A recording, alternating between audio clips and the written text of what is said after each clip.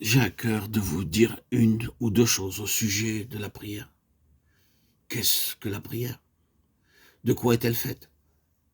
Quelle en est la nature, suivant l'angle sur lequel on l'envisage?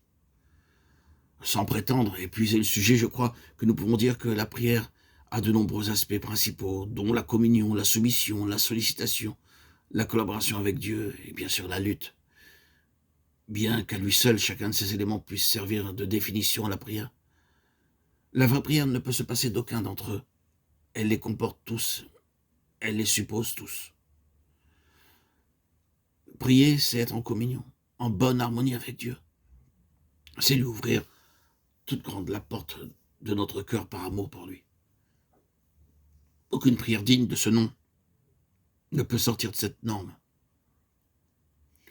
Aucune vie de prière ne peut s'édifier sur un autre fondement. La prière communion est pour notre vie spirituelle ce qu'est la respiration pour notre vie physique, une activité organique permanente. Nous respirons, nous continuons à respirer sans jamais nous poser la question. Vais-je prendre encore un peu d'air? En ai-je assez maintenant? La respiration est quelque chose qui diffère essentiellement de ces activités fonctionnelles périodiques, telles l'alimentation par exemple, qui s'effectue sous le contrôle de notre volonté. La respiration est involontaire. Elle ne résulte pas d'un effort de réflexion. C'est une habitude, pourrions-nous dire, et nous entendons par là quelque chose qui échappe facilement à l'observation de celui qui s'y adonne. Ce qu'on fait par habitude, on le fait sans être conscient, sur le moment de l'acte qu'on accomplit.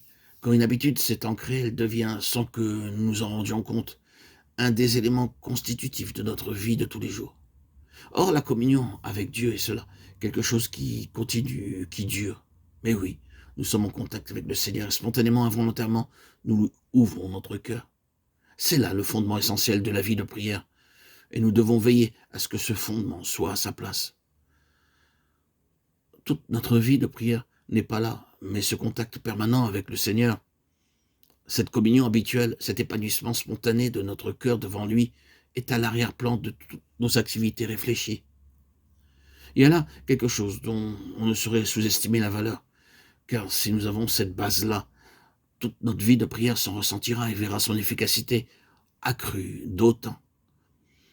L'existence est tout autre quand la place de la prière n'est pas limitée aux heures d'épreuve, d'alarme ou de nécessité.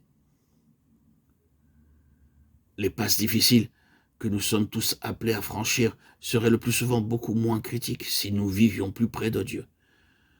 Notre détresse se complique de la distance qui nous sépare de Dieu et de la nécessité où nous sommes de retrouver le chemin de sa présence. Or, je ne suis pas loin de croire que bien souvent, dans la pensée de Dieu, les circonstances douloureuses que nous traversons de temps à autre n'ont d'autre but que de rétablir entre nous et lui un contact qui s'était perdu. Mais une telle épreuve ne saurait porter ses fruits que si l'objectif de Dieu est atteint une fois pour toutes.